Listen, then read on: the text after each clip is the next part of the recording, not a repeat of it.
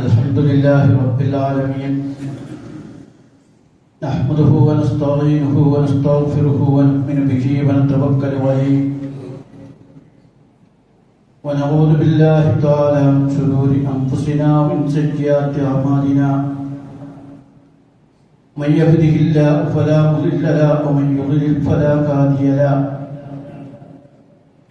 ونشهد أن لا إله إلا الله وحده لا شريك له ونشهد أن محمدا عبده ورسوله أرسله بالهدى ودين الحق ليظهره على الدين كله ولو كره المشركون اللهم صل على محمد وعلى آل محمد كما صليت على إبراهيم وعلى آل إبراهيم وبارك على محمد وعلى آل محمد كما باركت على إبراهيم وعلى آل إبراهيم في العالمين إنك حميد مجيد أما بعد فإن خير الحديث كتاب الله وخير الهدي محمد صلى الله عليه وسلم وشر الأمور محدثاتها وكل محدثة بدعة وكل بدعة ضلالة أيها الناس أوصيكم ونفسي أولا بتقوى الله أعوذ بالله السميع العليم من الشيطان الرجيم وإذ قال لقمان لابنه وهو يعظه يا بني لا تشرك بالله إن الشرك لظلم عظيم صدق الله رب اشرح لي صدري ويسر لي أمري واحلل عقدة من لساني يفقهوا قولي ആദരണീയരായ രക്ഷിതാക്കളെ, സഹോദരന്മാരെ, സഹോദരികളെ, അല്ലാഹു സുബ്ഹാനഹു വ തആല നമ്മെല്ലാവരെയും അനുഗ്രഹിക്കുമാറാകട്ടെ. അള്ളാഹുവിന്റെ പരിശുദ്ധ ദീനനുസരിച്ച് ജീവിക്കുവാൻ നാം ഓരോരുത്തരെയും ആദ്യമായി വസിയത്ത് ചെയ്യുകയാണ്. കഴിഞ്ഞ മുന്നത്തെ ആഴ്ചയിലെ സൂറത്തുൽ ലുഖ്മാനിലെ ലുഖ്മാൻ ഹക്കീമിന്റെ സാരോപദേശങ്ങളുടെ ആമുഖം വിവരിക്കേണ്ടായിരുന്നു. വിശുദ്ധ ഖുർആനിലെ സൂറത്തുൽ ലുഖ്മാനിൽ ലുഖ്മാൻ ഹക്കീം തന്റെ മകന് കൊടുക്കുന്ന ഉപദേശങ്ങൾ പറയുന്നുണ്ട്. അദ്ദേഹം ആരാണെന്നും എന്തുകൊണ്ടാണ് ഖുർആൻ അങ്ങനെ ഒരു ഉപദേശം നൽകിയതെന്നും അദ്ദേഹത്തിന് കിട്ടിയ വിജ്ഞാനത്തിന്റെ പ്രതിഫലനം എന്താണ് എന്നൊക്കെ ആ ഖുതുബയിൽ വിശദീകരിച്ചു. അദ്ദേഹം തന്റെ മകനെ വിളിച്ച് ഉപദേശിക്കുകയാണ്. ഉപദേശം എപ്പോഴും വളരെ ശ്രദ്ധാപൂർവ്വം നിർവഹിക്കേണ്ട ഒരു കാര്യമാണ്. ഉപദേശിക്കപ്പെടുന്ന ആളുകളിൽ അരോചകത്വം സൃഷ്ടിക്കുന്ന രൂപത്തിലൊരാളെയും ഉപദേശിക്കരുത്. ഉപദേശിക്കുമ്പോൾ എല്ലാം കൂട്ടി ഒന്നിച്ച് പറഞ്ഞു തീർക്കുകയും ചെയ്യരുത്.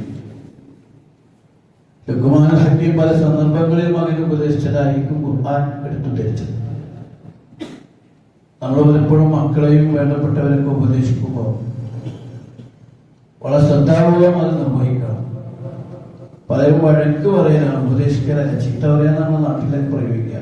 എന്നെ ചീത്ത പറഞ്ഞു, ചീത്ത പറഞ്ഞു പറഞ്ഞാൽ എന്നെ വഴക്ക് പറഞ്ഞു, ഉപദേശിച്ചു എന്നാണ് എൻ്റെ അർത്ഥം. ആ ഉപദേശത്തെ ചീത്തയായിട്ടാണ് നമ്മുടെ ആളുകൾ കുട്ടികളൊക്കെ വിവേചിക്കാറ്. കാരണം നമ്മുടെ ശൈലി അതായിരിക്കും. ഒരു കുട്ടിയുടെ ഒരു തെറ്റ് വന്നാൽ നമ്മൾ കുറേ വഴക്ക് പറയുകയും ചീത്ത പറയുകയാണ് ചെയ്യാം. പകരം അയാളെ നല്ല രീതിയിൽ ഉപദേശിച്ചാൽ അയാൾ മാറ്റങ്ങൾ സൃഷ്ടിക്കും. ഒരിക്കൽ റസൂലുള്ളാഹി സ്വല്ലല്ലാഹു അലൈഹി വസല്ലം തങ്ങളുടെ അടുത്തൊരാൾ പറയും, ഒരു കാര്യം മാത്രമേ ഉപദേശിക്കാവൂ. അങ്ങനെയൊക്കെ മനുഷ്യന്മാരുണ്ടാവും. ഒരൊറ്റ കാര്യം, അതിനപ്പുറം പറയരുത്. അപ്പൊ റസൂൽ പറഞ്ഞു, ശരി. നമ്മള് റസൂൽ ദേഷ്യം പിടിച്ചിട്ട് അതിനോട് ഒന്നേ പറയാൻ പറ്റുള്ളൂ. അവിടെ നിന്നൊരു വട്ടി ഓടിക്കുകയല്ല ചെയ്തത്, ഒരെണ്ണം മതി. അദ്ദേഹം ആ ആള് പറഞ്ഞ് ഞാൻ ആ ഒരെണ്ണേ അനുസരിക്കുള്ളൂ. ശരി. അള്ളാഹുവിന്റെ റസൂൽ പറഞ്ഞു, നുണ പറയരുത്. പെട്ടെന്ന് അയാൾ കേട്ട് വളരെ ചെറിയ ഉപദേശമായിട്ട് തോന്നി. ഇത്രയേ ഉള്ളൂ, അതേ ഉള്ളൂ. ഒരിക്കലും നുണ പറയരുത്. അപ്പോ റസൂലുള്ളാഹി സ്വല്ലല്ലാഹു അലൈഹി വസല്ലം തങ്ങളുടെ ഉപദേശം സ്വീകരിച്ച് അയാൾ പറഞ്ഞാൽ പാലിക്കാമെന്ന് പറഞ്ഞ് ഉറപ്പിച്ചു പോയി. കാട്ടറബിയായ അല്ലെങ്കിൽ പതുക്കളായ ഒരാളാണ്. പക്ഷെ പിന്നീട് അയാൾ ഓരോ തെറ്റുകൾ ചെയ്യാൻ ശ്രമിക്കുമ്പോഴും അതിനെ സംബന്ധിച്ച് അന്വേഷിച്ചാൽ നുണ പറയണ്ടേ എന്ന നിലക്ക് അയാൾ ആ തെറ്റുകളിൽ നിന്നൊക്കെ വിമുക്തനാവുകയാണ്. നുണ പറയില്ല എന്ന് ഒരു ദൃഢനിശ്ചയം ചെയ്താൽ തന്നെ ഒരു മനുഷ്യൻ നന്നായി. അയാൾ മദ്യപിക്കാൻ ആലോചിച്ചപ്പോൾ നാളെ മദ്യപിച്ചോ എന്ന് ചോദിച്ചാൽ നുണ പറയണ്ടേ? ഞാൻ ഇന്ന കാര്യം വേണ്ടാത്ര ചെയ്യുമ്പോൾ ചെയ്തോ എന്ന് ചോദിച്ചാൽ നുണ പറയേണ്ടി വരില്ല. ഇങ്ങനെ നുണ പറയുകയില്ല എന്ന ഉപദേശം സ്വീകരിച്ചപ്പോൾ അയാൾ ആ ഉപദേശത്തിലൂടെ ജീവിതത്തെ പരിപൂർണമായി മാറ്റിയെടുക്കാൻ സാധിച്ചു എന്നതാണ്. നമ്മൾ ചിലപ്പോൾ കുട്ടികളെ കൊണ്ടൊക്കെ ചില കാര്യങ്ങൾ അവരെ ശീലിപ്പിച്ചാൽ മതിയോ. അതേപോലെ ഒരിക്കൽ റസൂലുള്ളാഹി സ്വല്ലല്ലാഹു അലൈഹി വസല്ലം തിരുമേനിയോട് ഒരാൾ വളരെ പരിക്ക സ്വഭാവത്തിൽ നബിയോട് വന്നിട്ട് പറഞ്ഞു, എനിക്കൊരു തെറ്റിന് മാത്രം, ഒരു കാര്യത്തിന് മാത്രം അനുവാദം തരണം, വ്യഭിചരിക്കാനുള്ള അനുവാദം എനിക്ക് തരണം. അപ്പൊ നമ്മളൊക്കെ സാധാരണ അങ്ങനെ ആരെങ്കിലുമൊക്കെ ചോദിച്ചാൽ നമ്മളെ അയാളെ അടിച്ചോടിക്കുകയും ബഹളം കൂട്ടുകയൊക്കെ ചെയ്യാം. റസൂൽ അതൊന്നും ചെയ്തില്ല. റസൂൽ പറഞ്ഞു ആയിക്കോട്ടെ, വ്യഭിചരിക്കാൻ അവസരം തരണം എന്ന് പറഞ്ഞപ്പോൾ റസൂൽ ആദ്യം പ്രതികരിച്ചത് ആയിക്കോട്ടെ കുഴപ്പമില്ല. അയാളത് പിന്തിരിയാൻ നേരത്തെ പതുക്കെ റസൂൽ അയാളെ വിളിച്ചിട്ട് വളരെ സ്നേഹപൂർവ്വം പറഞ്ഞു, നിന്റെ ഭാര്യയെ മറ്റൊരാൾ വ്യഭിചരിക്കാൻ വന്നാൽ നിനക്ക് ഇഷ്ടമാണ്. അയാൾക്ക് ദേഷ്യം വന്നു. ഉടനെ വീണ്ടും റസൂൽ ചോദിച്ചു, നിന്റെ മകളെ ആണെങ്കിലോ, നിന്റെ ഉമ്മയെ ആണെങ്കിലോ, നിന്റെ സഹോദരിയാണെങ്കിലോ, ഓരോന്ന് ചോദിക്കുമ്പോഴാണ് വളരെ രൂക്ഷതയിൽ പ്രതികരിക്കുകയാണ്.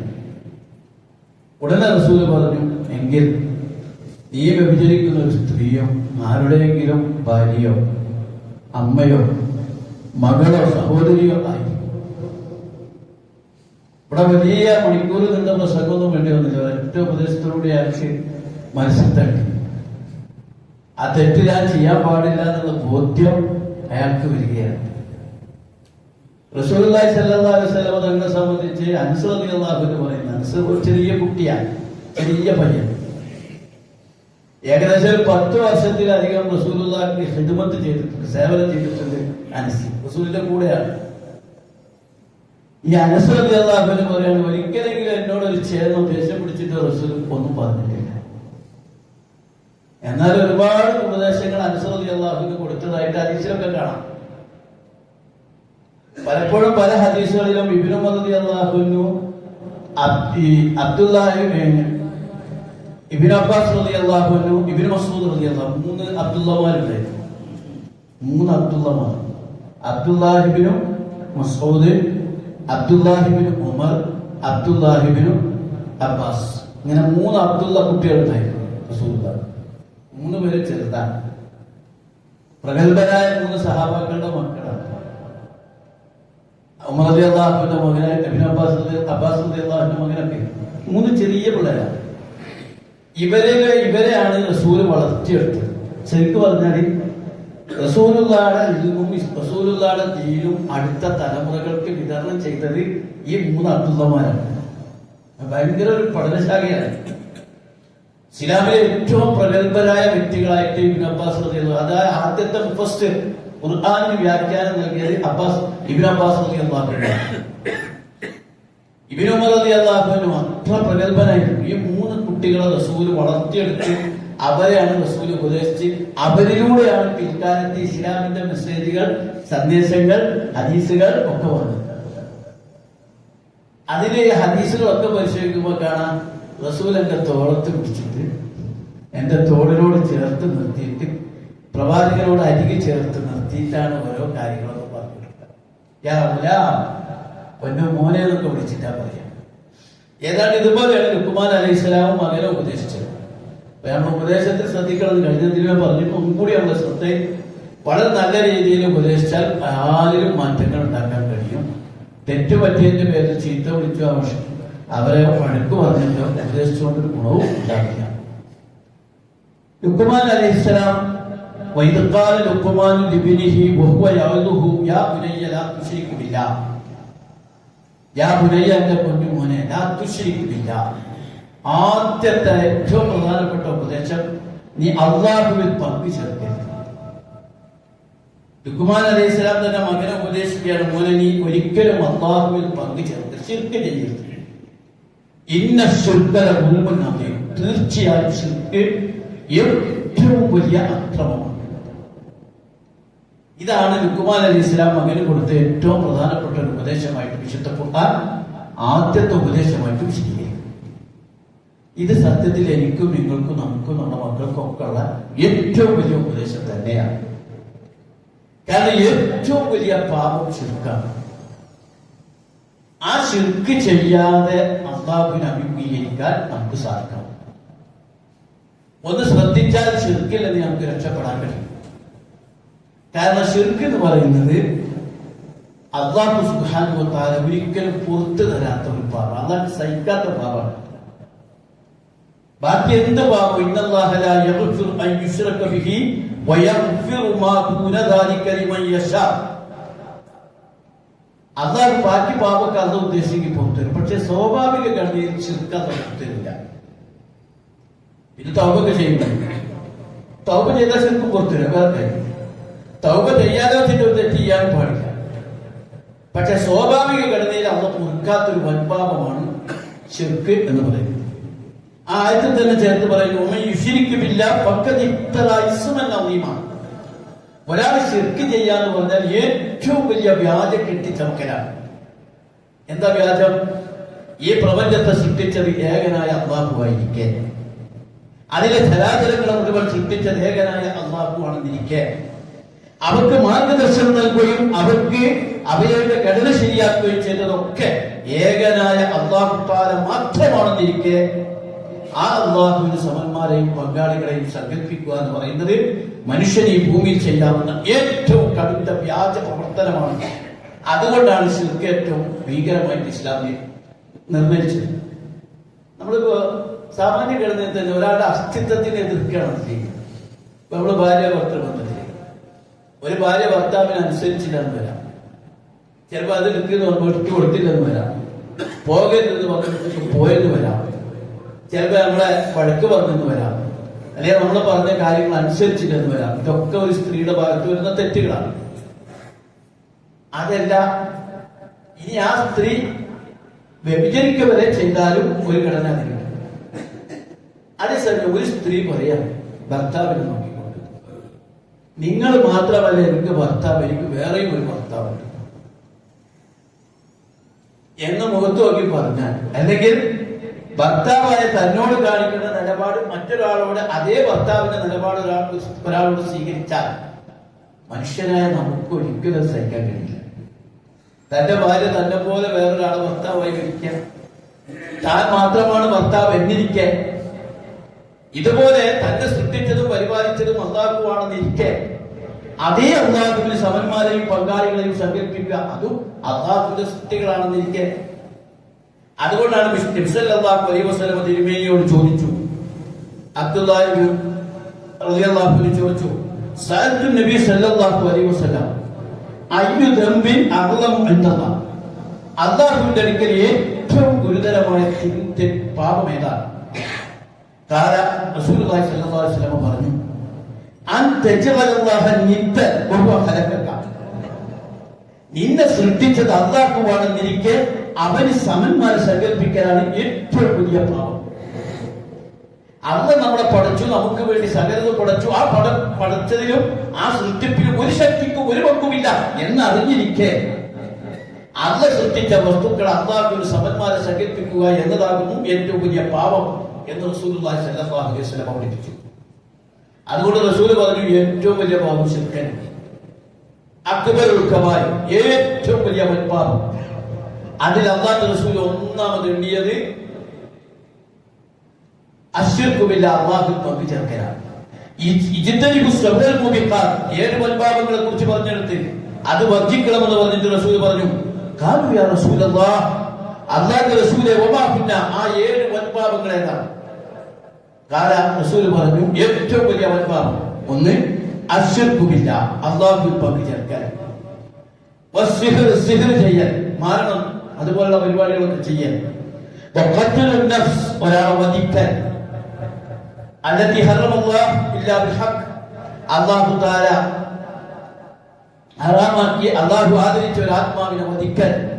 അതേപോലെ പലിശ കുടിക്കൽ, സദൃത്തരായ സ്ത്രീകളെ അപവാദം പറയാൻ, യുദ്ധമുന്നണിയിൽ നിന്ന് പിന്നോട് എന്തൊക്കെയാണ് വൻപാപങ്ങളായിട്ട് എണ്ണിയത് എന്ന് കാണാൻ സാധിക്കും. ഇതിലൊക്കെ ഒന്നാം സ്ഥാനത്ത് പറഞ്ഞത് ശിർക്ക് ചെയ്യലാണ്. വേറെ ഭാഗത്ത് അബൂ ദർദാ റളിയല്ലാഹു അൻഹു പറയാൻ റസൂലുള്ളാഹിയോട് പറഞ്ഞു, ഔസിനി ഖലീലി യാ റസൂലല്ലാഹ്, എന്റെ ആത്മമിത്രമായ റസൂലെ എന്നൊന്ന് ഉപദേശിച്ചാൽ. റസൂൽ കൊടുത്ത ഉപദേശം, ലാ തുശ്രിക് ബില്ലാഹി ശൈആ ഇൻ ഖുത്തിയ വ ഹുലിഖത് ഹുലിഖത, നീ അല്ലാഹുവിൽ പങ്കു ചേർക്കരുത് ഒന്നിനെയും. അതിന്റെ പേരിൽ നിന്റെ ശരീരം കഷണങ്ങളാക്കപ്പെട്ടാലും നിന്നെ കത്തിച്ചു കളഞ്ഞാലും എന്ത് ദുരിതം വന്നാലും ശരി, ഒരിക്കലും നീ അല്ലാഹുവിൽ പങ്കു ചേർക്കരുത് എന്ന് പഠിപ്പിച്ചു. ഇന്നഹു മൻ യുശ്രിക് ബില്ലാഹി ഫഖദ് ഹറമല്ലാഹു അലൈഹിൽ ജന്ന വമഅവാഹു അന്നാർ വമാ ലിദ്ദാലിമീന മിൻ അൻസാർ. വളരെ കൃത്യമായി ഖുർആൻ പറയാണ്, ഇന്നഹു മൻ യുശ്രിക് ബില്ലാഹി, ആരെങ്കിലും അല്ലാഹുവിൽ പങ്കു ചേർത്താൽ ഫഖദ് ഹറമല്ലാഹു അലൈഹിൽ ജന്ന, അയാൾക്ക് സ്വർഗ്ഗം നിഷിദ്ധമാണ്. വമഅവാഹു അന്നാർ, അയാളുടെ സങ്കേതം നരകമാണ്. വമാ ലിദ്ദാലിമീന മിൻ അൻസാർ, അക്രമികൾക്ക് ഒരു സഹായം അവിടെ ഉണ്ടാവുകയില്ല എന്ന് പഠിപ്പിച്ചു. വേറെ ഹദീസിലെ റസൂലുള്ളാഹി സ്വല്ലല്ലാഹു അലൈഹി വസല്ലം ഖാല റസൂലുള്ളാഹി സ്വല്ലല്ലാഹു അലൈഹി വസല്ലം മൻ മാത യുശ്രിക് ബില്ലാഹി ശൈആ ദഖലൻ നാർ,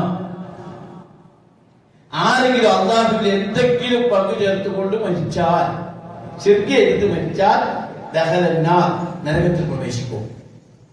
ഇതിന്റെ റാവിയായ ഹദീസ് അബ്ദുല്ലാഹ് റളിയല്ലാഹു അൻഹു പറയാണ്, മൻ മാത ലാ യുശ്രിക് ബില്ലാഹി ശൈആ ദഖലൽ ജന്ന. അതിന്റെ അർത്ഥം, ഒരാൾ അല്ലാഹുവിൽ ഒന്നും പങ്കു ചേർക്കാതെ ജീവിച്ചു കഴിഞ്ഞാൽ അത് സ്വർഗത്തിൽ പ്രവേശിക്കും. ഞാൻ ഈ ഹദീസുകൾ ആയതുകളൊക്കെ വേണ്ടി ഒരുപാടുണ്ട്. ഞാൻ പറഞ്ഞു വരുന്നൊരു കാര്യം എന്താ പറഞ്ഞാൽ, എന്താ ശിർക്ക് നമുക്ക് എല്ലാവർക്കും അറിയാം. അള്ളാനെ പോലെ വേറെ അള്ളാനെ കരുതൽ മാത്രമല്ല കേട്ടോ ശിർക്ക്. അങ്ങനെ ബുദ്ധിയുള്ള ലോകത്തൊരു ജനത്തിൽ രണ്ട് അള്ളാഹ് വന്നിട്ടൊന്നുമില്ല. പകരം ശിർക്ക് എന്ന് പറഞ്ഞാൽ അള്ളാഹുവിന്റെ അധികാരങ്ങളും അവകാശങ്ങളും മറ്റൊരു ശക്തിക്കുണ്ട് എന്ന് വിശ്വസിക്കൽ ശിർക്കാണ്. അള്ളാഹുവിന്റെ സത്ത, അതിൽ മറ്റൊരു ശക്തിക്ക് പങ്കുണ്ട് എന്ന് വിശ്വസിക്കുന്നതും പ്രവർത്തിക്കുന്നതും ശിർക്കാണ്. അള്ളാഹുവിന് മക്കളുണ്ടെന്നോ സന്താനങ്ങളുണ്ടെന്നോ അള്ളാഹുവിന്റെ മേൽ അധികാരമുള്ള സ്വാധീനമുള്ള ശക്തികളുണ്ടെന്നോ വിശ്വസിക്കുന്നത് ശിർക്കാണ്. മക്കയിലെ മുശ്രിക്കുകൾ ചെയ്ത ശിർക്ക് അള്ളാഹെ പോലെ വേറെ അള്ളാഹ് വിശ്വസിക്കലായിരുന്നില്ല. പകരം മക്കയിലെ മുശ്രിക്കുകൾ ചെയ്ത ശിർക്ക് അവർ മുശ്രിക്കായി തീർന്നത് അള്ളാഹുവിന്റെ അധികാരത്തിൽ സ്വാധീനമുള്ള മഹാത്മാക്കളുണ്ട്, അവരെയും വിവാദത്ത് ചെയ്താലും അള്ളാഹുവിലേക്ക് എത്തിച്ചേരുമെന്ന ശിർക്കായിരുന്നു അവർ ചെയ്തത്. നസാറാക്കൾ ചെയ്ത ശിർക്ക് എന്തായിരുന്നു? ഈസാ നബി അലൈഹിസ്സലാം എന്ന് പറയുന്ന പ്രഗൽഭനായ പ്രവാചകനെ അള്ളാഹുവിന്റെ പുത്രനാക്കി എന്നതാണ്. അവർ അള്ളാഹുവിന് സന്താനങ്ങളെ സമർപ്പിച്ചു.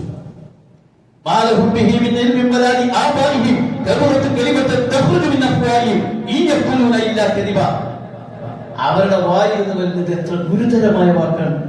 അള്ള സന്താനത്തെ സ്വീകരിച്ചു എന്ന് പറയുന്നത്. അതാണ് നസാറാക്കൾ യഹൂദന്മാർ ചെയ്തതും അതന്നെ. അവരുടെ വലിയൊരു പ്രഗൽഭനായിരുന്ന ഒരാളെ അവര് ദൈവപുത്രനായി സങ്കല്പിച്ചു. മക്കയിലെ മുശ്രിക്കുകൾ, മലായിക്കത്തുകൾ, പെൺമക്കൾ, അള്ളാഹുവിന്റെ പെൺമക്കളാണ് സങ്കല്പിച്ചു. ഇതൊക്കെ ശിർക്കാണ്. ഇനി അള്ളാഹുവിന് സമർപ്പിക്കേണ്ട ഒരു സാഹചര്യം അല്ലാത്ത ആൾക്ക് സമർപ്പിക്കുന്നത് ശിർക്കാണ്. മറ്റൊരാളുടെ മുമ്പിൽ നമസ്കരിക്കുന്നതോ മറ്റൊരാളുടെ മുമ്പിൽ തൊഴുകുന്നതോ മറ്റൊരാളുടെ മുമ്പിൽ ആദരവ് പ്രകടിപ്പിക്കുന്നതോ അയാളുടെ മുമ്പിൽ ഭക്ത്യാദര പുരസ്സരം വീഴുന്നതോ ഒക്കെ ശിർക്കാണ്. അള്ളാഹുവിന്റെ അധികാരത്തിൽ ഇടപെടാൻ സ്വാധീനമുള്ള ആളുണ്ടെന്ന് വിശ്വസിക്കുന്നത് ശിർക്കാണ്. ഇത്തരം ഒരു ശിർക്കിലേക്കും നമ്മൾ വീണ് പോകാൻ പാടില്ല. അതല്ലാത്തവരെ വിളിച്ച് സത്യം ചെയ്യാൻ പാടില്ല. അള്ളാഹു അല്ലാത്ത ആൾക്ക് എനിക്ക് ഉപകാരം ചെയ്യാനും ഉപദ്രവം ചെയ്യാനും കഴിയുമെന്ന് വിശ്വസിക്കുന്നതും ഒക്കെ ശിർക്കാണ്. ഇതിനൊന്നും ആവശ്യമില്ല. ഇതൊക്കെ അള്ളാഹു നിന്നിരിക്കാൻ പിന്നെ ഇതിന് മറ്റൊരാളെ വിളിക്കണം. അള്ളാഹു അല്ലാത്ത ഒരാൾക്കും എനിക്കൊരു ഉപദ്രവം ചെയ്യാനോ ഉപകാരം ചെയ്യാനോ കഴിയില്ലെന്ന് വിശ്വസിക്കുന്ന ഒരു വിശ്വാസി അള്ളല്ലാത്തവരെ വിളിച്ച് പ്രാർത്ഥിക്കുന്നത് എന്തിന്? കാരണം അള്ളാഹുവിനേക്കാൾ സഹായം ചെയ്യാൻ അയാൾക്ക് കഴിയില്ല. അതല്ലാത്ത ഒരാളെ വിളിച്ച് പ്രാർത്ഥിക്കുന്നത് എന്തിനാണത്? കാരണം അള്ളാഹിനേക്കാൾ സഹായിക്കാൻ അയാൾക്ക് കഴിയോ? അള്ളാഹു തീരുമാനത്തിൽ ശിക്ഷയിൽ നിന്ന് രക്ഷിക്കാൻ ഈ ശക്തിക്ക് കഴിയോ? അതുകൊണ്ട് ഒരു കാരണവശാലും ശിർക്കിന്റെ ലാഞ്ചനം പോലും ഉണ്ടാവില്ല. മഹാനായ റസൂൽ കരീം സല്ലല്ലാഹു അലൈഹി വസല്ലം തങ്ങൾ പോലും നിരവധി തവണ ഓർമ്മപ്പെടുത്തിയ കാര്യം, ശിർക്കിലേക്ക് നിങ്ങൾ പോകരുത്. റസൂലിനെക്കാൾ വലിയൊരു മനുഷ്യനില്ല. അഷ്റഫുൽ ഖൽഖാണ് മുഹമ്മദ് മുസ്തഫ സല്ലല്ലാഹു അലൈഹി വസല്ലം തങ്ങൾ. ആ റസൂല് പോലും വളരെ ശ്രദ്ധിച്ചിട്ടാണ് കാര്യങ്ങൾ ചെയ്യിച്ചത്. ആദരവ് ചില സഹാബാക്കളെ എണീറ്റ് റസൂല് വന്ന മജ്‌ലിസിൽ, റസൂല് ഒരു മജ്‌ലിസിലേക്ക് വന്നപ്പോൾ അവരൊക്കെ എണീറ്റുന്നപ്പോൾ റസൂൽ പറഞ്ഞു, വേണ്ട വേണ്ട, നമുക്കിടയിൽ നിൽക്കുന്ന ഒരു കാര്യമാണ്. പക്ഷെ റസൂൽ പറഞ്ഞു, നിങ്ങൾ ഇങ്ങനെ ആക്കി ഈസയുടെ മറിയമിന്റെ പുത്രൻ ഈസയെ ആ ജനത ആക്കിയതുപോലെ നിങ്ങൾ എന്നെ ആക്കാൻ നോക്കണ്ട എന്നാണ് റസൂൽ പഠിപ്പിച്ചത്. അത് ശരിയല്ലാതെ പഠിപ്പിച്ചത്. ഒരിക്കലും എനിക്ക് ഭാവിയോ ഭൂതമോ വർത്തമാനോ അങ്ങനെ ദിവ്യത്വത്തിൽ ഒരു പങ്കുമില്ല. അദ്ദേഹത്തിന്റെ മകൻ ഇബ്രാഹിം മരിച്ചപ്പോൾ, ഗ്രഹണം ബാധിച്ചപ്പോൾ റസൂൽ അവരോട് പറഞ്ഞത്, ഇത് എന്റെ സ്വാധീനമില്ല, എനിക്ക് ആകാശ ലോകത്ത് സ്വാധീനമില്ല, ഞാൻ അല്ലാഹുവിന്റെ അബ്ദും റസൂലും മാത്രമാണ്. കാരണം റസൂലുള്ളാഹിനെ ശരിക്കറിയാതെ. നിങ്ങൾ നോക്കിയേ, റസൂല് മക്കയിൽ വന്നപ്പോൾ കണ്ട കാഴ്ച എന്തായിരുന്നു? മക്ക ഫതഹിന്റെ റസൂൽ ചെയ്ത ഏറ്റവും വലിയ പ്രവൃത്തി കഅബ ശുദ്ധീകരിക്കുക എന്നതായിരുന്നു. കഅബ ശുദ്ധീകരിക്കുക. ഈ കഅബയുടെ പ്രത്യേക കഅബ ഏതാന്ന് നമുക്കറിയാം. ഇന്ന അവ്വല ബൈത്തിൻ വുദിഅ ലിന്നാസി ലല്ലദീ ബിബക്കത്ത മുബാറക്. അല്ലാഹുവിന്റെ ഇബാദത്ത് ചെയ്യാൻ ഭൂമിയിൽ ആദ്യമായി സ്ഥാപിതമായ വിശുദ്ധ ദേവാലയമാണ് കഅബ. അല്ലാഹ് ഇബാദത്ത് ചെയ്യാൻ ഭൂമിയിൽ സ്ഥാപിച്ച ഏറ്റവും ആദ്യത്തെ ഭവനം, ഭൂമിയിലെ ഏറ്റവും വിശിഷ്ടമായ ഭവനം, അതാണ് പരിശുദ്ധ കഅബാലയം. ആ കഅബാലയത്തിന്റെ അസ്ഥിവാരം പടുത്തുയർത്തിയ മഹാനായ രണ്ട് പ്രവാചകന്മാരാണ് ഇബ്രാഹിം നബി അലൈഹിസ്സലാമും ഇസ്മായിൽ നബി അലൈഹിസ്സലാം. വൈദി യർഫഉ ഇബ്രാഹിമുൽ ഖവാഇദ മിനൽ ബൈത്ത് വഇസ്മാഈൽ റബ്ബനാ തഖബ്ബൽ മിന്നാ. ഇബ്രാഹിം നബി അലൈഹിസ്സലാം ഇസ്മായിൽ നബി അലൈഹിസ്സലാം ചേർന്നാണ് കഅബാലയത്തിന്റെ അസ്ഥിവാരം പടുത്തുയർത്തിയത്. എന്തിനു വേണ്ടിയാണ് കഅബ പണിതത്? ഏകനായ അല്ലാഹുവിനെ ഇബാദത്ത് ചെയ്യാൻ. ഇബ്രാഹിം നബി അലൈഹിസ്സലാമിനെ കുറിച്ച് നമുക്കറിയാം. ഇബ്രാഹിം നബി അലൈഹിസ്സലാം തന്റെ ജനതയിൽ ബിംബാരാധനക്കെതിരെ, ശിർക്കിനെതിരെ പ്രതികരിച്ച പ്രവാചകനാണ്. ആ പ്രതികരണത്തിന്റെ പേരിൽ അദ്ദേഹത്തെ അഗ്നികുണ്ഡത്തിൽ എറിഞ്ഞിട്ടുണ്ട്. അദ്ദേഹത്തിനെതിരെ ആ ജനത തിരിഞ്ഞിട്ടുണ്ട്. അദ്ദേഹത്തിന്റെ പ്രബോധനത്തിലുടനീളം ശിർക്കിനെതിരെ പ്രതികരിച്ച ഒരു പ്രവാചകനെ കൊണ്ട് അല്ലാഹു തആല ഏകനായ അല്ലാഹുവിനെ ഇബാദത്ത് ചെയ്യാൻ വേണ്ടി മാത്രം ഭൂമിയിൽ ഒരു കഅബാലയം പണിതു, അസ്ഥിവാരം പടുത്തുയർത്തി. അദ്ദേഹം ആ കഅബയുടെ അസ്ഥിവാരം ഉയർത്തിയത് ഇബ്രാഹിം നബി അലൈഹിസ്സലാം. പക്ഷേ കാലം കുറച്ച് കഴിഞ്ഞു, 12,000 വർഷം കഴിഞ്ഞു. അങ്ങനെ 2500 വർഷം കഴിഞ്ഞു. ഇബ്രാഹിം നബി അലൈഹിസ്സലാമിന്റെ കാലം കഴിഞ്ഞ് നബി സല്ലല്ലാഹു അലൈഹി വസല്ലം തിരുമേനികൾ വന്നപ്പോൾ ആ കഅബ എന്തായി തീർന്നു? ആ കഅബ ശിർക്കിന്റെ കേന്ദ്രമായി തീർന്നു. മദീനയിൽ നിന്ന് മക്ക ഫതഹിന്റെ ഘട്ടത്തിൽ കഅബ ശുദ്ധീകരിക്കാൻ വേണ്ടി റസൂലുള്ള കഅബാലയത്തിന്റെ അകത്തേക്ക് ചെന്നപ്പോൾ 300 ചില്ലാനം വിഗ്രഹങ്ങൾ ഈ കഅബക്കകത്ത്,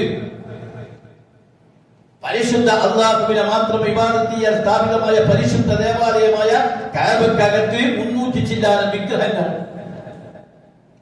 ആ വിഗ്രഹങ്ങളിലേക്ക് കണ്ണോടിച്ചപ്പോഴാണ് അതിനേക്കാൾ രസമായത് കണ്ടത്. ഇതേ ഏകനായ അല്ലാഹുവിനെ ഇബാദത്ത് ചെയ്യാൻ സ്ഥാപിതമായ കഅബാലയത്തിന്റെ അസ്ഥിവാരം പടുത്തുയർത്തിയ ഇബ്രാഹിം നബി അലൈഹിസ്സലാമിന്റെ ബിംബം ഇരിക്കുന്നു. അപ്പുറത്ത് ഇസ്മായിൽ നബി അലൈഹിസ്സലാമിന്റെ ബിംബം. ഇബ്രാഹിം നബി അലൈഹിസ്സലാമിന്റെ ബിംബം വേറെ ക്ഷേത്രത്തിലല്ല, കഅബക്കകത്ത്. ഏതോ പോക്കിരിയുടെ ബിംബമല്ല, കഅബക്കകത്തിരിക്കുന്നത് ഇസ്മായിൽ നബി അലൈഹിസ്സലാമിന്റെ ബിംബം. ഇത് അബദ്ധങ്ങളിൽ വന്നു ചേരുന്ന ഒരു വലിയ സംഗതിയാണ്. നമ്മൾ അറിയാതെ ശിർക്കിലേക്ക് വീടുപോകും. കാരണം പിശാച് ഏറ്റവും കൂടുതൽ ശ്രമിക്കുക നമ്മളെ ശിർക്ക് ചെയ്യിക്കാൻ, എന്നാൽ നമ്മളെ മൂപ്പരെ പാർട്ടിക്ക് കിട്ടും. അതുകൊണ്ട് കണിശമായ നിലപാട് പറയുന്ന ഞാനും കേൾക്കുന്ന നിങ്ങളും ഒരു നിലപാടെടുക്കണം. ഒരു കാരണവശാലും അല്ലാഹുവിനേക്കാൾ മഹത്വം മറ്റൊരാൾക്കില്ല. അല്ലാഹുവാണ് ഏറ്റവും വലിയവൻ. അവന് തുല്യരായി ആരുമില്ല. എന്റെ ജീവിതം മുഴുവൻ അല്ലാഹുവിനാണ് സമർപ്പിക്കേണ്ടത്. ഇലാഹി അല്ലാഹു തആല മാത്രമാണ്. അവന്റെ മുമ്പിലെ ഞാൻ സാഷ്ടാംഗം നമിക്കൂ, അവനോട് ഞാൻ സങ്കടങ്ങൾ പറയൂ. അവന്റെ മുമ്പിലാണ് എന്റെ വിജയം കിടക്കുന്നത്. അല്ലാഹുവിന് തുല്യരായി മറ്റാരെയും സങ്കല്പിക്കാതിരിക്കുന്ന ശുദ്ധ തൗഹീദിന്റെ നിലപാട്, വളരെ ശുദ്ധമായ തൗഹീദിന്റെ നിലപാട്, കലർപ്പില്ലാത്ത തൗഹീദ്, അത് നമുക്കുണ്ടായിരുന്നു. ഒരു കാരണവശാലും ശിർക്കിലേക്ക് നീങ്ങാതിരിക്കുക ഏറ്റവും വലിയ പാപത്തിൽ നിന്ന് രക്ഷപ്പെടലായിരിക്കും. ഇതാണ് ലുഖ്മാൻ അലൈഹിസ്സലാം മകനെ ഉപദേശിച്ചത്. മോനെ, ഈ ശിർക്ക് ചെയ്യരുത്. അല്ലാഹു തആല നമ്മുടെ ശിർക്കിൽ നിന്ന് കാത്തുരക്ഷിക്കുമാറാകട്ടെ. ഒരു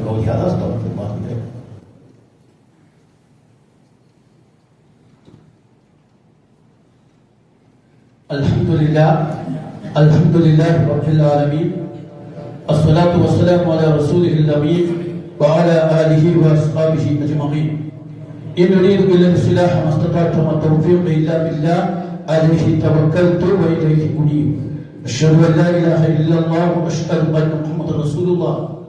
അഊദു ബില്ലാഹി അസ്-സമീഇൽ അലീം മിനശ് ശൈത്വാനിർ റജീം. യാ അയ്യുഹല്ലദീന ആമനൂ തഖുല്ലാഹ വൽതൻദുർ നഫ്സും മാ ഖദ്ദമത് ലിഗദിൻ വത്തഖുല്ലാഹ് ഇന്നല്ലാഹ ഖബീറുൻ ബിമാ തഅമലൂൻ. അല്ലാഹുവിനെ സൂക്ഷിച്ച് ജീവിക്കാൻ ഒരിക്കൽ കൂടി എന്നെയും നിങ്ങളെയും വസിയത്ത് നൽകുകയാണ്. സഹോദരന്മാരെ, ഇസ്ലാമിലെ വളരെ സുപ്രധാനമായ ഒരു സംഗതിയാണ് വഖഫ് എന്ന് പറയുന്നത്. ഇസ്ലാമിന്റെ നാഗരികത ലോകത്ത് പ്രചരിച്ചതും ഇസ്ലാമിന്റെ നാഗരികത ശക്തമായതും ഈ വഖഫ് സ്വത്തുകളിലൂടെയാണ്. ഇസ്ലാം അതിനെ വല്ലാതെ പ്രോത്സാഹിപ്പിച്ചു. കാരണം ഒരാളൊരു സംഗതി വഖഫ് ചെയ്യുന്നതോടുകൂടി അത് ഖിയാമത്ത് നാൾ വരെ അതിന്റെ പ്രതിഫലനം ഉണ്ടാവും. അതുകൊണ്ട് റസൂലുള്ളാഹി സ്വല്ലല്ലാഹു അലൈഹി വസല്ലം തിരുമേനിയുടെ സഹാബാക്കളിൽ സാമ്പത്തിക ശേഷിയുള്ളവരൊക്കെ വഖഫ് ചെയ്തിരുന്നു. ചരിത്രത്തിൽ പറയുന്നത് റസൂലുള്ളാഹിയുടെ കാലത്ത് ഇത്തിരി സാമ്പത്തിക ശേഷിയുള്ളവരൊന്നും വഖഫ് ചെയ്യാത്ത ഒറ്റ സഹാബി ഇല്ലാന്ന് പറയുന്നത്. അവർ വഖഫ് ചെയ്തത് പിന്നെ ഖിയാമത്ത് നാൾ വരെ തുടരുകയാണ്. കാരണം അത് അതിന്റെ വലിയ സ്വാധീനമാണ്. ഇപ്പൊ ഒരാൾ ആ വഖഫ് ചെയ്തതിലൂടെയാണ് ഇസ്ലാമിക ലോകത്ത് വിദ്യാഭ്യാസ സ്ഥാപനങ്ങൾ, ധർമ്മസ്ഥാപനങ്ങൾ, സംവിധാനങ്ങൾ ഇതൊക്കെ ലോകത്തുണ്ടായത്. വലിയ വലിയ യൂണിവേഴ്സിറ്റികൾ, വലിയ വലിയ ഗ്രന്ഥശാലകൾ, വലിയ വലിയ സാമ്പത്തിക സംവിധാനങ്ങൾ, ഇതൊക്കെ ഒരു ഘട്ടത്തിൽ ആളുകൾ വഖഫ് ചെയ്തത്. ഈ വഖഫിന്റെ പ്രത്യേകത അത് ജാരിയായ ശ്രദ്ധയാണ്. ഒരാൾ ഒരു 10 സെന്റ് ഒരു വിദ്യാഭ്യാസ സ്ഥാപനത്തിൽ കൊടുത്താൽ ആ 10 സെന്റ് ഭൂമി നിലനിൽക്കുന്നിടത്തോളം കാലം അവിടെ ഉണ്ടാവും. അതിൽ നിന്ന് കിട്ടുന്ന വരുമാനം, അതിൽ കിട്ടുന്ന ഉപയോഗം അതെന്നും നിലനിൽക്കുകയാണ്. ഇതൊക്കെ ഈ വഖഫ് ചെയ്ത ആൾക്ക് കിട്ടും. ഇസ്ലാമിന്റെ നാഗരികത ഇങ്ങനെയാണ് പ്രചരിച്ചത്. മനുഷ്യരുടെ കയ്യിലുള്ള ഭൂമിയും സമ്പത്തൊക്കെ പൊതുസമൂഹത്തിന് ഉപകരിക്കുന്ന വിധത്തിൽ ഈ വഖഫുകൾ മാറിയിട്ടുള്ളതാണ്. അത് നിസ്സാര വിഷയങ്ങൾ തൊട്ട് വലിയ വലിയ കാര്യങ്ങൾക്ക് വരെ വഖഫുണ്ടായി. യൂണിവേഴ്സിറ്റികൾ സ്ഥാപിച്ചത് ലോകത്തെ ആദ്യത്തെ യൂണിവേഴ്സിറ്റികളൊക്കെ മുസ്ലിങ്ങൾ ഉണ്ടാക്കിയതാണ്. വലിയ വലിയ പാഠശാലകൾ, വലിയ ഗ്രന്ഥശാലകളൊക്കെ മുസ്ലിങ്ങൾ. ഇതെങ്ങനെ മുസ്ലിങ്ങൾക്ക് സാധിച്ചു? ഈ വഖഫ് സ്വത്തുകളിലൂടെയാണ്. അങ്ങനെ ഇപ്പൊ ഇന്ത്യയിൽ ഇപ്പൊ പറയുന്നത് റെയിൽവേ കഴിഞ്ഞാൽ പിന്നെ വേറെ തോന്നുന്നു കഴിഞ്ഞാൽ ഏറ്റവും കൂടുതൽ സ്വത്തുള്ള ഒരു സംവിധാനം ഇന്ത്യയിലെ വഖഫാണ്. മുഗൾ രാജാക്കന്മാർക്കും മുമ്പ് അതിനു മുമ്പേ വഖഫ് ചെയ്ത ഭൂമികൾ എന്തോരം സ്വത്താണല്ലോ ഇന്ത്യയിൽ വഖഫിനത്തിലുള്ളത്. പക്ഷെ സംഭവം എന്താന്ന് പറഞ്ഞാൽ നിർഭാഗ്യവശാൽ നമ്മുടെ രാജ്യത്തെ ഈ വഖഫ് ചെയ്തതൊക്കെ അധികവും അന്യാധീനപ്പെട്ടു പോയിക്കഴിഞ്ഞു. അത് സംരക്ഷിക്കാൻ നമ്മുടെ സമുദായത്തിൽ കഴിയാതെ. രാജ്യത്ത് വഖഫ് നിയമങ്ങൾ പലതും പിന്നീട് വന്നു. ചിലർ സംരക്ഷിക്കാൻ എന്ന വ്യാഖ്യാനം വന്നു, പലതും നഷ്ടപ്പെട്ടു. സാക്ഷാൽ അംബാനി പോലെ ആളെ വീട് വെച്ചിട്ട് വഖഫ് സ്വത്തിലാന്ന് പറഞ്ഞു. അംബാനിയുടെ വീട് ബോംബെയിലെ വീട് വഖഫ് മുതലിലാണെന്നാണ് പറയപ്പെട്ടത്. കാരണം മുസ്ലിങ്ങളുടെ കയ്യിൽ നിന്നതൊക്കെ അന്യാധീനപ്പെട്ടു പോയി. ഇനി പിന്നീട് കുറെ നിയമങ്ങളിലൂടെ അതൊക്കെ തിരിച്ചു പിടിച്ച് കഴിഞ്ഞ 1995 ഉള്ള ചില നിയമങ്ങളിലൂടെ ഈ വഖഫുകൾ സംരക്ഷിക്കപ്പെടുകയും അത് മുസ്ലിം സമൂഹത്തിന്റെ സമുദാരണത്തിനും ഇസ്ലാമിക സമൂഹത്തിന്റെ സമുദാരണത്തിനും ഇസ്ലാമിക മുന്നേറ്റത്തിനൊക്കെ ഉപകരിക്കുന്ന ഒന്നാക്കി ഈ വഖഫുകൾ മാറും. ശരിക്കും മുസ്ലിങ്ങൾക്ക് മാത്രമല്ല, അതെന്താണോ വഖഫ് ചെയ്യുന്ന ആള് പറയുന്നത് അതിനനുസരിച്ച് അത് ഉപയോഗിക്കും. കല്യാണ വീട്ടിൽ പാത്രം കഴുകുന്ന കുട്ടിയുടെ അബദ്ധത്താൽ പാത്രം പൊട്ടിപ്പോയാൽ ആ കുട്ടിക്ക് യജമാനന്റെ വഴക്കും മറ്റും കേൾക്കേണ്ടി വരുമല്ലോ. അങ്ങനത്തെ കുട്ടികൾക്ക് കാശ് കൊടുക്കാൻ വേണ്ടി സ്വത്ത് ദാനം ചെയ്ത മുസ്ലിങ്ങളുണ്ട്. എത്ര മൈന്യൂട്ടായ വിഷയത്തിൽ രോഗികളെ സമാശ്വസിപ്പിക്കാൻ വേണ്ടി 2 ആൾക്ക് ശമ്പളത്തിന് വഖഫ് ചെയ്ത ചരിത്രം പറയുന്നത് കേൾക്കാം. കല്യാണ പെണ്ണിന് വസ്ത്രം വാങ്ങാൻ വേണ്ടി വഖഫ് ദാനം ചെയ്ത ആളുകളുണ്ട്. യൂണിവേഴ്സിറ്റികൾക്കും ഇസ്ലാമിക പാഠശാലകൾക്കും ഇസ്ലാമിക വിദ്യാഭ്യാസ സ്ഥാപനങ്ങൾക്കും സ്വത്ത് വാഗ്ദാനം ചെയ്തവരുണ്ട്. ഇതാണ് ലോകത്ത് ഇസ്ലാമിന്റെ നാഗരികത വികസിപ്പിച്ചത്. പക്ഷെ ഇന്ത്യയിൽ ഈ വഖഫ് സ്വത്തുകൾ കാലക്കാർ ഓരോ ഘട്ടത്തിലും നഷ്ടപ്പെടുകയും പ്രത്യേകിച്ച് വിഭജനത്തിന് ശേഷം ഒരുപാട് നഷ്ടപ്പെടുകയും പിന്നീട് വന്ന ചില ഗവൺമെന്റുകൾ അതിനെ സംരക്ഷിക്കാൻ വേണ്ട നിലപാടുകൾ എടുക്കുകയൊക്കെ ചെയ്തിരുന്നു. ഇപ്പോൾ മുസ്ലിം വിരുദ്ധ ഗവൺമെന്റ് വന്നിട്ട് ഈ വഖഫ് സ്വത്തിൽ കൈയിടുകയും ഒരു പുതിയ ബില്ലിലൂടെ അത് വീണ്ടും നാശത്തിലേക്ക് കൊണ്ടെത്തിക്കാനുള്ള ശ്രമം നടത്തുകയാണ്. ഭീകരമാണ് കിട്ടുക. അതിൽ 40-ാം വകുപ്പ് റദ്ദാക്കാൻ പോവുകയാണ്. ഭൂമി നിർണ്ണയിക്കാനുള്ള അധികാരം കൈമാറ്റം ചെയ്യപ്പെടുന്നു. ഇനി ഏതൊരാൾക്കും മുസ്ലിമിന് വഖഫ് ചെയ്യാൻ ഈ ബില്ല് പ്രകാരം സാധിക്കില്ല. ഒരു മുസ്ലിമിന് എപ്പോഴെങ്കിലും ദാനം ചെയ്യാൻ ഇനി പറ്റൂല. അയാൾ 5 വർഷം മുസ്ലിമാണെന്ന് തെളിയിച്ചിരിക്കണം. അഥവാ ഇതിന്റെ മേൽ കയ്യേറ്റം നടത്താനുള്ള ശ്രമമാണ്. വഖഫ് ബോർഡിൽ മുസ്ലിങ്ങൾ മാത്രമല്ല, മുസ്ലിങ്ങളല്ലാത്ത 2 മുസ്ലിങ്ങൾ നിർബന്ധമായി വേണമെന്ന് പുതിയ ബില്ലും പറയുകയാണ്. മുസ്ലിങ്ങളല്ലാത്തവരാണ്. അപ്പൊ ആരാ വരിക എന്നുള്ളതിന് ആലോചിച്ചു. മാത്രമല്ല, സ്വത്തുക്കൾ സർവേ ചെയ്യാൻ ഉള്ള അധികാരം സർവേറിൽ നിന്ന്, അഥവാ ഒരു ജഡ്ജി ആണ് ഉണ്ടാവുക. അയാളിൽ നിന്ന് കൈമാറി അത് കലക്ടർ എന്ന് പറഞ്ഞാൽ ആ വ്യക്തിയല്ല, അത് ഗവൺമെന്റിന്റെ ഭാഗമാക്കി മാറ്റുക വഴി ഭൂമി സർവേ ചെയ്ത് പലതും വരുത്താൻ മാറ്റം വരും. ഇപ്പൊ തന്നെ ഇന്ത്യയിൽ പല സ്ഥലത്തും ഈ വഖഫ് സ്വത്തിന്റെ തർക്കങ്ങളുണ്ട്. ഈ തർക്കം നിർണ്ണയിക്കാനുള്ള അധികാരം കൈമാറ്റം ചെയ്യപ്പെടുകയാണ്. വാക്കാലുള്ള വഖഫ് ഇനി അംഗീകരിക്കില്ല. അതേപോലെ തന്നെ സിഇഒ മുസ്ലിം ആയിരിക്കണമെന്ന് നിർബന്ധമുണ്ടായിരുന്നു. കാരണം ഈ സിഇഒ ആണ് ഇത് നടപ്പാക്കുക, വഖഫ് ബോർഡിന്റെയും മറ്റെല്ലാത്തിന്റെയും. ആ സിഇഒ ഇനി മുസ്ലിം ആകണമെന്ന വ്യവസ്ഥ മാറ്റിക്കളയുകയാണ്. വഖഫ് സ്വത്തുകൾ കർശനമായ പരിശോധനകൾക്ക് വിധേയമാക്കാൻ തുടങ്ങിയാൽ പിന്നെ പലതും അന്യാധീനപ്പെട്ടു പോകും. അതേപോലെ തന്നെ ട്രൈബ്യൂണലിൽ മുസ്ലിം പണ്ഡിതന്മാരായ ഒരാളുണ്ടാകണം. അയാൾക്ക് ഇതിന്റെ ആ വ്യവസ്ഥ എടുത്തു മാറ്റുകയാണ്. അതിലാകെ ഗുണം 2 മുസ്ലിം സ്ത്രീകളെ കൂടി അതിൽ ഉൾക്കൊള്ളിക്കണം എന്നത് മാത്രമേ ഉള്ളൂ. ഞാൻ പറഞ്ഞു വന്നത്, ഇത് ഇന്ത്യൻ ഭരണഘടന മുസ്ലിമീങ്ങൾക്കും ഇന്ത്യയിലെ പൗരന്മാർക്കും വാഗ്ദാനം ചെയ്യുന്ന മൗലിക അവകാശത്തിന്റെയും മതസ്വാതന്ത്ര്യത്തിന്റെയും നേരെയുള്ള കയ്യേറ്റമാണ്. വളരെ ആസൂത്രിതമായ കയ്യേറ്റം. വളരെ നമ്മളിത് മനസ്സിലാക്കില്ല. നമ്മളിങ്ങനെ മുസ്ലിങ്ങളും ഉണ്ടായിരിക്കുന്നു. വടക്കേ ഇന്ത്യയിലൊക്കെ പാർലമെന്റിൽ വന്ന തൃണമൂൽ കോൺഗ്രസ് മറ്റ് പല പാർട്ടിയുടെയും MP-മാർ ഇതിന്റെ ഭീകരത വളരെ രൂക്ഷമായി, ഭാഗ്യത്തിന് പ്രതിപക്ഷം ഒറ്റക്കെട്ടായി എതിർക്കുകയാണ്. കാരണം മുസ്ലിങ്ങളുടെ അടിമേത് പോണ്ട ആസൂത്രിതമായി സംഘപരിവാരം നടത്തുന്ന ഒരു കൃത്രിമത്വമാണിത് എന്ന് കാണാൻ സാധിക്കും. അതോടുകൂടി നമ്മുടെ വഖഫുകളിലൊക്കെയും ഇടപെടാൻ കഴിയും. ഇതിന് എങ്ങനെയൊക്കെ മുസ്ലിങ്ങളെ അവരെ ദുർബലമാക്കാനും മുസ്ലിങ്ങളെ ചൂഷണം ചെയ്യാനും ഇസ്ലാമിക സമൂഹത്തെ ദുർബലമാക്കാനുമുള്ള സംഘപരിവാറിന്റെ അജണ്ടകൾ നടപ്പാക്കുകയാണ്. ഞാൻ സൂചിപ്പിച്ചതാണ്, ഇതിനെതിരെയുള്ള വിശ്വാസപരമായ വിശ്വാസികളുടെ കൂട്ടായ്മ അല്ലെങ്കിൽ ജനാധിപത്യപരമായ മുന്നേറ്റം നടത്തേണ്ടത് നമ്മുടെ ബാധ്യതയാണ് എന്ന് ഈ 2ാം ഖുതുബയിൽ എന്റെയും നിങ്ങളെയും കൂടി ഓർമ്മപ്പെടുത്തുകയാണ്. അല്ലാഹു തആല അനുഗ്രഹിക്കുമാറാകട്ടെ.